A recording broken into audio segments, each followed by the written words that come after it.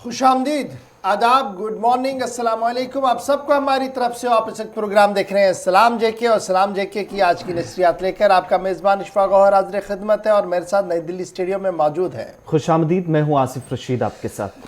सभी नाजरीन, आज इतवार का दिन है, आप घर पे ज़रूर होंगे, एंजॉय कीजिएगा संडे को। लेकिन जब आप सुबह सुबह टीवी खोल के बैठे हैं, चाय की चुस्कियाँ ले रहे हैं, तो हम कोशिश करेंगे कि आपको अपडेट करें कि पिछले 24 घंटों के दौरान रियासती सतह पर क्या कुछ हुआ है, मुल्की सतह पर क्या कुछ हुआ है और आलमी सतह पर क्या कुछ होने जा रहा है, ताकि जब आप पूरा दिन बाद में घर में बैठे तो इस चीज़ का अंदाज़ा लगा सके कि किस तरीके से सियासत और रियासत चलाने की कोशिशें हो रही हैं। तो ये 90 मिनट का प्रोग्राम आपके साथ रहेगा। हर दिन 8:35 पर आने की हम आपके सामने कोशिश करते हैं और इस 90 मिनट के प्रोग्राम में लगातार आपकी बात भी होती है, यानी 9:35 पर जब हम आते हैं तीसरी ब्रेक के बाद, तो आपकी फ़ोन कॉल्स को ले लेते हैं इस उम्मीद के साथ कि हुकूमत तक आपकी बात पहुँचे, वो उन मसलों का हल ढूंढे। और आप और हम बात करते हैं बराह रास्त फ़ोन पर भी, उसके साथ साथ फेसबुक एक ऐसा ज़रिया है जहाँ पर आप और हम लगातार ज्वाइन करेंगे हर घंटे में, यानी हर घंटे में जब बुलेटिन आता है तो आप हमारे साथ ज्वाइन करते हैं। इस वक्त भी आप मोबाइल उठाएंगे,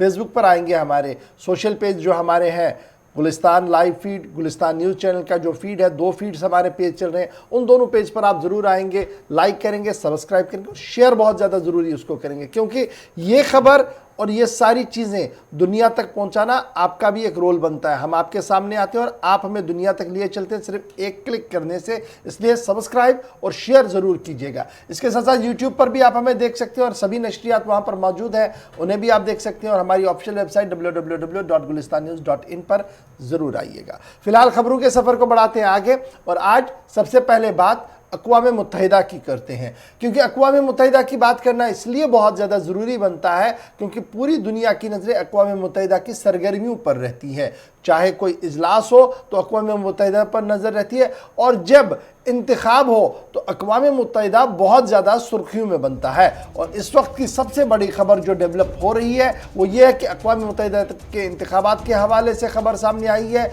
कि भारतीय नज़ाद खातून ने इंतखाब में हिस्सा लेने का ऐलान कर दिया है। अरोरा आकांक्षा 34 साल की हैं और यूनाइटेड नेशन डेवलपमेंट प्रोग्राम के अंदर जो ऑडिट कोऑर्डिनेटर की हैसियत से काम करती हैं, लेकिन दुनिया के सबसे बड़े और हाईएस्ट ओहदे के लिए उन्होंने इंतखाबात लड़ने का ऐलान किया है। इंतखाब में मैदान में कूद गई हैं और एंटोनियो गुटेरेस के खिलाफ, जो कि पिछले कई सालों से यूनाइटेड नेशन ऑर्गेनाइजेशन की यानी सबसे बड़ी पोस्ट पर है, यूएन जनरल सेक्रेटरी है, और उस पोस्ट के लिए आकांक्षा अरोरा 34 साल भारतीय नजाद खातून, जो कि अब एंटोनियो गुटेरेस के खिलाफ मैदान में उतरने का फैसला कर चुकी हैं और मुख्तलिफ तरीके से उन्हें हवाला दिया है कि क्या क्या यूएन के अंदर बैठे लोगों ने किया है, किस तरीके से जो रेफ्यूजीज हैं, किस तरीके से वो लोग जो वतन छोड़कर चले गए, जिन्हें हिजरत करने पर मजबूर किया गया, उन सभी के साथ जो वायदा गुज़श्ता कई बरसों से इस बड़ी ऑर्गेनाइजेशन के अंदर होता रहा है उसको आज तक पूरा नहीं किया गया। और भारतीय नजाद खातून आकांक्षा अरोरा की तरफ से अब 34 साल की उम्र में उस सबसे बड़े ओहदे के लिए, जिसके लिए एंटोनियो गुटेरेस पहले ही कह चुके हैं कि वो शायद जिस टर्म पे आज हैं इसको मजीद 5 सालों के लिए उन्हें इस मुद्दत में तौसी की जा सकती है, उसके लिए अब आकांक्षा अरोरा मैदान में उतरी हैं, भारतीय नजाद खातून हैं और यूएन के अंदर ऑडिट कोऑर्डिनेटर की हैसियत से गुज़श्ता कई बरसों से काम कर रही हैं, लेकिन अब इंतखाबात में उतरने का उन्होंने ऐलान कर दिया है। और अगले साल जनवरी में, यानी जनवरी 2022 में यूएन के जहां पर इंतखाबात होने जा रहे हैं, एंटोनियो गुटेरेस एक तरफ होंगे तो दूसरी तरफ एक भारतीय नजाद खातून भी उनके सामने पॉलिटिकली मैदान में होगी।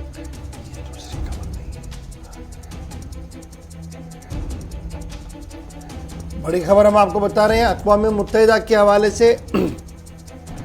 जहां पर आकांक्षा ने खुद अपना वीडियो जारी करते हुए अक़वाम मुत्तहिदा के अंदर के काम और उनके आने वाले ख़यालात के हवाले से, यानी जिन मंसूबों पर वो काम करना चाहती है उस पर तफसील के साथ बात की है। 31 दिसंबर को एंटोनियो गुटेरेस का मुद्दत जो है वो मुकम्मल हो रही है और पहले ही उन्होंने ये कह दिया कि वो अगले 5 साल के लिए भी जो है वो यहाँ पर चुनाव लड़ेंगे और 1 जनवरी 2022 को नए सेक्रेटरी जनरल का इंतखाब होगा। और अब देखना होगा कि लड़की मैदान में आई है तो क्या वाकई तौर पर वो मैदान में रुकेंगी, चुनाव लड़ेंगी, या यहाँ से सिर्फ उन्होंने एक एंट्री मारी है, इसके बाद वो चुनाव का हिस्सा नहीं बनेंगी। फिलहाल भारतीय नजात खातून अक़वाम मुत्तहिदा के सेक्रेटरी जनरल के ओहदे के लिए सामने आई है।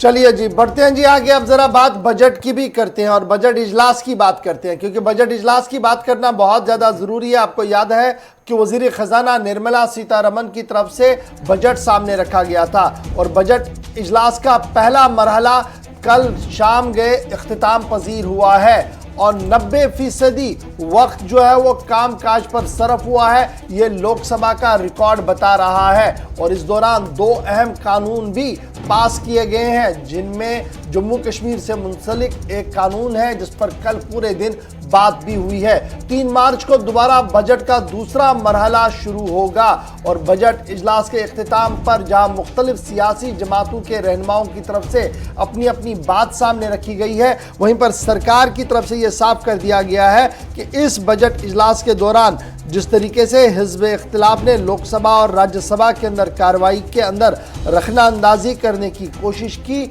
उससे यह साफ हुआ है कि हिज़्ब इख्तिलाफ की सबसे बड़ी जमात कांग्रेस किस तरीके से डिवाइडेड हाउस है, क्योंकि लोकसभा और राज्यसभा के अंदर एक ही मुद्दे पर 2 व्यूज़ भी उनकी तरफ से सामने रखे गए। 99% अलॉटेड टाइम जो था वो इस्तेमाल हुआ है लोकसभा के अंदर और कल 2 बड़ी अहम बिलें भी जो है वो इस दौरान पास हुई है, जिनमें एक जो थी वो जम्मू कश्मीर को पर्टेन करती थी कि Jammu Kashmir reorganisation amendment bill 2021 और arbitration and counselling amendment bill 2021 को भी जो है वो मंजूरी दे दी गई है इस मुख्तसर सेशन के दौरान। जब ये सेशन कल पहला मरहला मुकम्मल हुआ तो लोकसभा के स्पीकर ने कल इस बात की वजाहत की कि अब पार्लियामेंट की स्टैंडिंग कमेटी का इजलास भी होना है और जो मेंबरान पार्लियामेंट की स्टैंडिंग कमेटी के अरकान हैं वो उन मीटिंग्स का हिस्सा बने, ताकि अगले मरहले में जब हम मिले तो हमारे हाथ में मजीद कुछ और बातें हैं जिनको लेकर हम आगे बढ़ें। यानी पार्लियामेंट की स्टैंडिंग कमेटियों का इजलास अब कल से लगातार दिल्ली के अंदर चलेगा और कई अहम मामले पार्लियामेंट की मुख्तलिफ स्टैंडिंग कमेटियों के सामने रखे गए हैं, जिनमें वजारत दाखिला भी है, वजारत दिफा भी है, वजारत खारजा भी है। ये 3 ऐसे महकमे हैं जिनकी पार्लियामेंट की स्टैंडिंग का इजलास आने वाले 15 से 20 दिन के दौरान दिल्ली के अंदर मुनक्किद होने जा रहा है। बात जब हम लोकसभा की बता रहे हैं, बजट की बता रहे हैं, अब जरा बढ़ते हैं आगे और बात होम मिनिस्टर साहब की भी करते हैं, क्योंकि कल वजीर दाखिला अमित शाह ऐवान के अंदर मौजूद थे और कल ऐवान के अंदर रिऑर्गेनाइजेशन अमेंडमेंट बिल जो मैंने पहले ही कहा कि वो पेश किया गया था जी कृष्ण रेड्डी की तरफ से, जिसमें उन्होंने कहा था कि काडर जो है IAS IPS और IAFS जम्मू कश्मीर का वो ख़त्म किया जाए और उसे जम किया गया। उस बिल को जब मसवदा कानून को ऐवान के सामने रखा गया तो मुख्तलिफ सियासी जमातों के रहनुमाओं की तरफ से, जिनमें कांग्रेस भी है, नेशनल कॉन्फ्रेंस है और दीगर जमातें हैं, उन्होंने उसके मुखालफत में भी बात की और उसके हक में भी मेंबरों ने बात की। बाद में बहस को समेटते हुए वज़ीर दाखिला ने जहां कांग्रेस के एक एक सवाल का जवाब दिया, हिज़्ब इख्तिलाफ की तरफ से उठाए गए मामलों का जवाब दिया, वहीं पर उन्होंने इस बात की वजाहत की कि मुनासिब वक्त पर जम्मू कश्मीर को रियासत का दर्जा वापस दिया जाएगा। ताहम डेडलाइन लगभग 2022 की नजर आई, क्योंकि लगातार उन्होंने कहा कि रेल 2022 तक, मुलाजमतें 2022 तक, तरक्याती मंसूबों की तकमील 2022 का डेडलाइन। तो उस अंदाज से ये अंदाज़ा लगाया जा रहा कि 2021 के आखिर तक भी जम्मू कश्मीर के अंदर चुनावी बिगुल नहीं बच सकता है और 2022 के बाद ही ये मामला जो है वो आगे बढ़ सकता है। एक तरफ से ये सामने आ रहा है कुछ सियासी तज्ज़िया निगारों की तरफ से। वहीं पर कल बड़ी खूबसूरत बात जस्टिस हसनैन मसूदी साहब ने भी सामने रखी, जिसमें उन्होंने कहा, हसनैन मसूदी साहब ने जो बात कही कि शुमाल मशरिकी रियासतों की खसूसी पोजीशन मरकज़ को मंजूर है, लेकिन जम्मू कश्मीर पर परेशान क्यों है, ये कल सवाल पूछा था मरकज़ से हसनैन मसूदी साहब ने, जो नेशनल कॉन्फ्रेंस के मेंबर पार्लियामेंट है। लेकिन जवाब जब दिया कल वजीर दाखिला ने तो उन्होंने साफ कर दिया कि 17 महीने बमुकाबले 20 साल या 17 महीने बमुकाबले 17 साल भी जब आप देखेंगे तो आपको अंदाज़ा लग सकेगा कि कोरोना की महामारी के बावजूद, कोरोना पेंडेमिक के बावजूद हुकूमत ने बुनियादी सतह पर चुनाव भी किया, बुनियादी सतह पर जमहूरियत की जड़ों को मजबूत भी किया और बुनियादी सतह पर अवामी एतमाद को बहाल करने में कामयाबी भी हासिल की। बिल को पायलट तो मैं कर रहा हूं, लेकर मैं आया हूं। मंशा मैंने स्पष्ट कही है, कहीं पर भी नहीं लिखा है कि स्टेटहुड इससे नहीं मिलेगा। आप कहां से ड्रॉ करते हो? आपकी मन की आशंकाओं को जम्मू कश्मीर की जनता पर क्यों थोप रहे हो? मैंने इसी सदन में कहा है और फिर से कहता हूं कि इस बिल का जम्मू कश्मीर के स्टेटहुड से कोई लेन देन नहीं है। उपयुक्त समय पर जम्मू कश्मीर को स्टेटहुड दिया जाएगा। सही वक्त पर स्टेटहुड रियासत का दर्जा बहाल किया जाएगा और हिजब इख्तिलाफ की तरफ से मुखालफत भी की गई। कई तरह की यहां पर हालांकि हवाले भी दिए गए, चाहे वो ऑल इंडिया मजलिस इत्तेहादुल मुस्लिमीन हो, कांग्रेस के सीनियर रहनुमा हो, उन तमाम लोगों की तरफ से मुख्तलिफ मामला पहले सरकार के नोटिस में लाए गए और उसके बाद कांग्रेस की तरफ से यह भी इल्जाम कि सिर्फ 1.5 से 2 वर्षों के दौरान 9,000 करोड़ रुपए का नुकसान जम्मू कश्मीर की मईशत को, इक्तिसादी तौर पर भी जम्मू कश्मीर जब पहले रियासत थी तो उसके बाद सबसे ज्यादा किसी वक्फे के दौरान, किसी अरसे के दौरान अगर कमजोर हुई है तो ये 1.5 साल, जिस पर एक एक करके जवाब वजीर दाखिला की तरफ से दिया गया। लेकिन इन सब के बीच में एक और मामला यहां पर नोटिस में लाया गया सरकार के कल, कि जो जम्मू कश्मीर के वो नौजवान, वो शहरी जो मुख्तलिफ केसेस में इन्वॉल्व हैं और मुल्क की मुख्तलिफ रियासतों के अंदर जेलों में कैदोबंद में हैं, उन सभी का मामला भी कल असदुद्दीन ओवैसी की तरफ से इशफाक उठाया गया और सरकार से सवाल भी पूछा गया है कि या तो तादाद बताई जाए या फिर यह बताया जाए कि जम्मू कश्मीर से अगर कानून के तहत अदालत लिख कर देती है कि दिल्ली की जेल से किसी शहरी को श्रीनगर मुंतकिल किया जाएगा या जम्मू ट्रांसफर किया जाना है, तो उन कवानीन को सामने रखते हुए, उनको भी बालाए ताक रखते हुए सरकार की तरफ से अब तक कोई कदम नहीं उठाया गया है।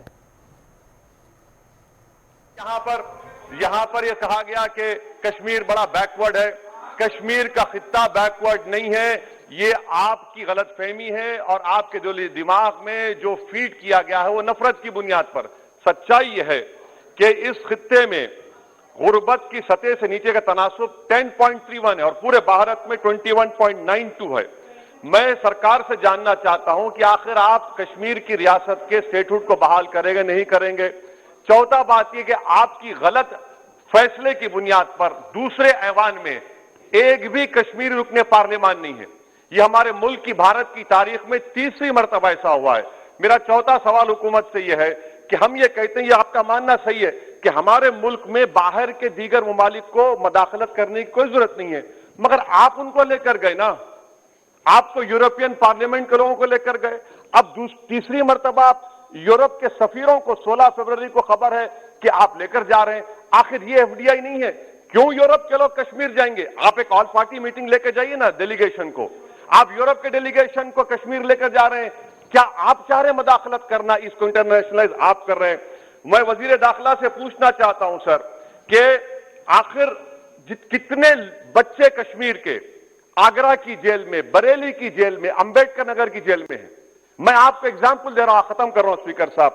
कि बिलाल अहमद एक कुपवारा का बच्चा है, अमर सिंह कॉलेज श्रीनगर का है, 1600 किलोमीटर दूर श्रीनगर से जेल में है। उसके वालिद ने 25,000 रुपये की अपनी गाय को बेचकर गया, हाईकोर्ट में गया, हाईकोर्ट ने फैसला दिया कि उस बच्चे को श्रीनगर ट्रांसफर करो, एग्जाम लिखाओ, आप उसको नहीं मानते। एक और फैयाज है बरेली के जेल में, इसको आपने बरेली के जेल में डाल दिया। उसके वालिद ने 35,000 रुपया का कर्जा लेकर गया। अब बताइए आप, नवीद है बारामुल्ले का,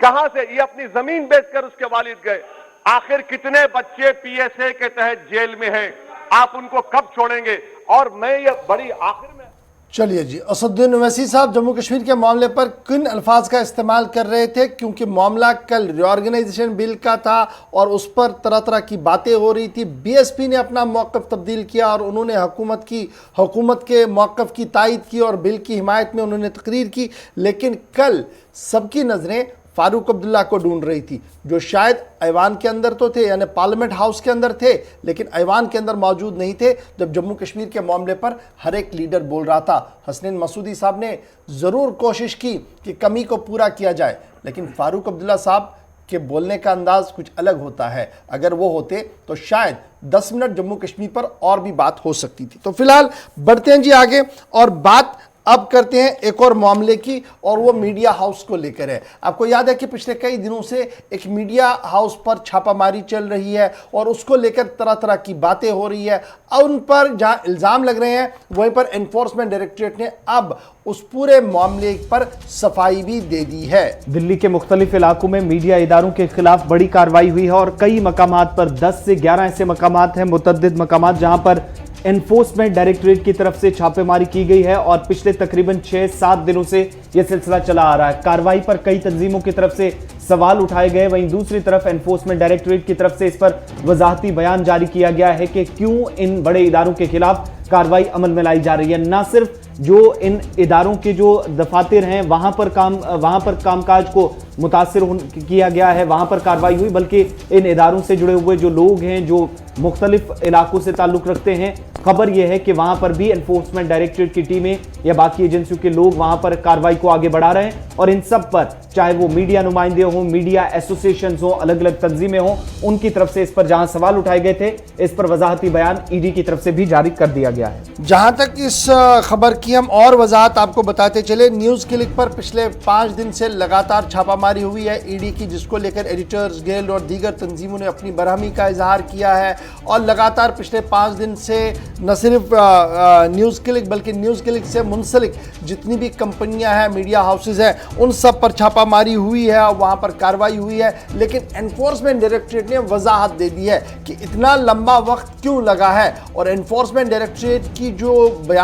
बयान सामने आया है मीडिया के अंदर, वो ये है कि ये 5 या 6 दिन का वक्त जो लग चुका है और 2 दिन लग सकते हैं, उसके पीछे दरअसल ये जो कंपनी है, इनके 2 बड़े अहम लोग हैं, उन्होंने डाटा को हमें दिया नहीं, जिसकी वजह से हमने ये कहा था कि जो उनके इलेक्ट्रॉनिक गैजेट्स है, लैपटॉप है, कंप्यूटर है, वो ईडी अपने साथ लेना चाहती थी, वहाँ अपने दफ्तर में उन्हें डिकोड करना चाहती थी, उन्होंने वो दिए नहीं, जिसकी वजह से उनके ऑफिस में ही, उनके घर में ही बैठकर ईडी ये पूरा काम जो है वो ट्रांसफ़र करवा रही है, नंबर 1। नंबर 2, उनके ज़ाती ईमेल्स को चेक किया जा रहा है और यही वजह कि अभी भी 1 या 2 दिन जो है वो इसमें लग सकते हैं। तो कुल मिलाकर खबर इस तरीके की कि कार्रवाई हुई है, ईडी ने अपनी कार्रवाई की है। ईडी किन बुनियादों पर कार्रवाई कर चुका है उन्होंने पहले ही वजाहत कर दी थी, और जो बयान आ रहा था कि जनाब ये पिछले 5-6 दिन से क्यों चल रहा है, उस पर भी ईडी ने जो है वो वजाहत अपनी दे दी है। तो ये बात जनाब दिल्ली से थी। अब वापस आते हैं जम्मू कश्मीर की खबरों पर, क्योंकि जम्मू कश्मीर की खबरों में जब हम शुरुआत करेंगे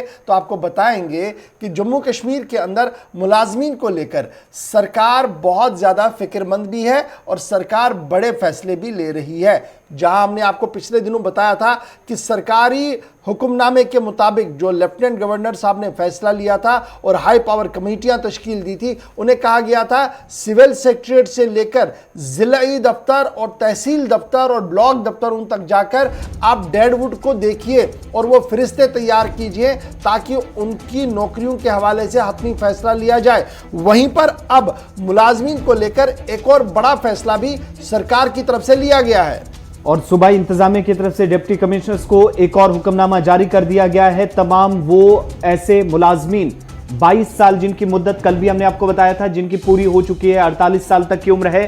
3 माह में जो कार्रवाई हुई है उसमें ये सबसे बड़ी पेशरफ्त है इस हुक्मनामे के तहत कि सिर्फ 1 हफ्ते के अंदर ऐसे सभी मुलाजमीन की फहरिस्त जारी की जाए, उनकी डिटेल्स जो तफसीलात हैं वो 1 हफ्ते के अंदर जमा कराई जाए, जिनका कोई सियासी वाबस्तगी रही हो, जिस पर किसी तरह का कोई केस रहा हो, कोई एफआईआर लगी हो या किसी भी तरह का कोई मामला इनकी जिंदगी से जुड़ा है, जब तक ये सरकारी सतह पर काम करते रहे, सरकारी मुलाजमीन की हैसियत से काम करते रहे, वो सभी डिटेल सामने रखी जाएं। और अब कल चूंकि 5 दिन का वक्त दिया गया था, आज इसमें मजीद जब डिप्टी कमिश्नर्स को हिदायत दी गई है तो एक और हुक्मनामा जारी करके इस बीच सरकार की तरफ से यह कहा गया है कि 7 दिनों के अंदर यानी 1 हफ्ते के अंदर सभी मुलाजमीन की जिनकी 22 साल की अब तक सर्विस कंप्लीट हुई है वो तमाम डिटेल्स डिपार्टमेंट के सामने रखी और 48 साल यानी 22 साल की आपने सर्विस की हो, 48 साल की आपकी उम्र हो, एक तो ये है, और ये जो ऑर्डर आप देख रहे हैं ये डेडवुड का ऑर्डर है। एक महकमे के अंदर कहा गया कि 7 दिन के अंदर अंदर पूरे डेडवुड का जो है रिकॉर्ड लिया जाए, क्योंकि ये भी एक काम चल रहा है। एक तरफ से डेडवुड का काम चल रहा है कि सरकार देख रही है कि हमारे पास जनाब कौन काम कैसा चल रहा है, एचआर हमारा कैसा चल रहा है। तो डेडवुड का ऑर्डर आपके सामने है, एक महकमे का ऑर्डर है जो ये देख रहा है कि 5 दिन के अंदर अंदर वो भी बना रहा है। सूबाई इंतजामिया ने डिप्टी कमिश्नर से क्या कहा कि 48 साल की उम्र और 22 साल की सर्विस वाली फरिश्ते दे दे। अब तीसरी बड़ी बात जो सामने आई है एम्प्लॉयज़ के लिए वो ये आई है कि आप लोग जनाब एक और जो है इसी टैली के साथ एक और टैली जोड़ दीजिए कि जिन मुलाजमीन की सियासी वाबस्तगियाँ रही हैं उनकी भी फहरिस्त दी जाए, और अगर उन्होंने अमन कानून को दरहम बरहम किया है तो वो लिखा जाए, उसमें उनके खिलाफ अगर एफआईआर कोई है वो लिखी जाए। मिलिटेंसी इन्वॉल्वमेंट अगर कहीं पर भी उनकी रही है या पथराव करवाया है या पथराव के वारदात में वो मुलविस है, तो इस तरीके की पूरी डिटेल जो है वो सरकार ने अब तलब की है। अब आप समझ सकते हैं कि पिछले 3 दिन से जो हम वक्फे से आपको खबर बता रहे हैं, हर दिन कोई नई खबर आ रही है। पहले हमने आपको बताया था कि डेडवुड को लेकर सरकार संजीदा है और ये डेडवुड को किस तरीके से बाहर निकालना है, एक मैकेनिज्म तैयार किया गया। उसके बाद एक और मैकेनिज्म बनाया गया कि 22 साल और 48 साल का एचआर जो है वो बनाया जाए। अब हम आपके सामने जनाब एक और खबर रख रहे हैं कि सियासी वाबस्तगी, एफआईआर और पथराव, ये 3 अलग अलग कैटेगरियां हैं। इसी खबर के अंदर लिखी गई है, इसी चिट्ठी के अंदर लिखी गई है, जिसमें यह कहा गया है कि